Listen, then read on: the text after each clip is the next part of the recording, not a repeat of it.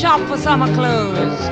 Think pink, think pink if you want that kelp that shows. Red is dead, blue is through, green's obscene, brown's taboo, and there is not the slightest excuse for plum abuse or chartreuse.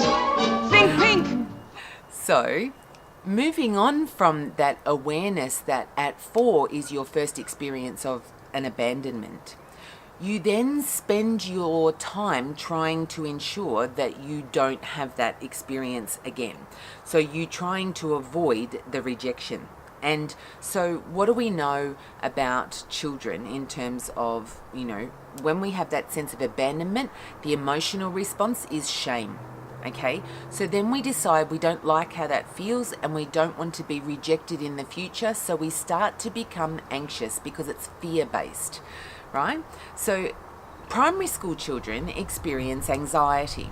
Now, I got really enthused, I think I said to you about the movie a few videos ago. I talked about the movie Resilience that came out that was actually research-based about the fact that if we have a number of adverse childhood experiences, and in particular if you have more than 4 out of 10 within your early childhood, then you are more than twice as likely to develop a chronic disease and more likely to lose about 20 years off your life expectancy.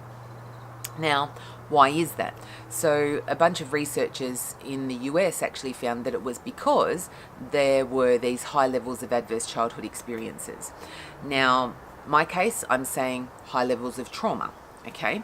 So same, they spend the rest of their time though in their early primary school years trying to control their environment because they're a little bit fearful about what might happen and they can become quite anxious.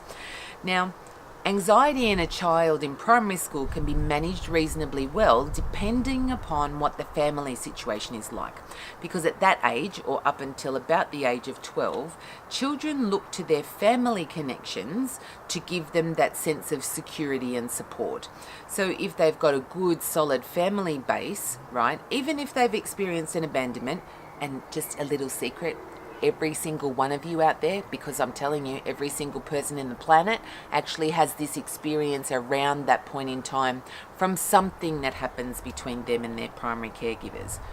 For some people it's a huge thing, for other people it's only a little thing, okay? But it's enough to make that child fearful of a future abandonment. Now, if the rest of the family situation is reasonably secure, as in mum and dad, the household's not volatile and it's all pretty stable, then that works out not too bad, right? So from there, the child can kind of get through life without being too terribly anxious during primary school. But if that home life is really unstable, then that kid's lining themselves up for some problems, okay? And I think as a society, we really need to understand that if we wait to intervene until a child is in their adolescence, we've left it too late. We actually need to intervene in primary school and start addressing their high levels of fear, because their anxiety is usually triggered by something, but they don't even know what it is, right? They're not able to communicate it. But for all of you out there going through divorce, what I need you to understand is if you've got children in your household, even though it looks like they're okay, you need to spend time communicating with them about why it's important that they understand that it's not their fault, that the relationship broke down, that, mummy and daddy still love them just as much as they did before. They just don't want to live in the same house together anymore. Really, really important that those kids understand it's not their fault. All right? I can't stress how important that is. So, move on into adolescence.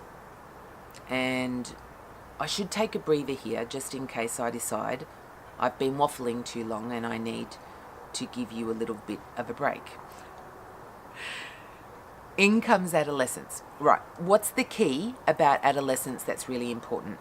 In adolescence, your job is to separate yourself from your parents, okay? So your parents, at that point, you think your parents are the most deadbeat people on the planet and you really don't want to be anything like them.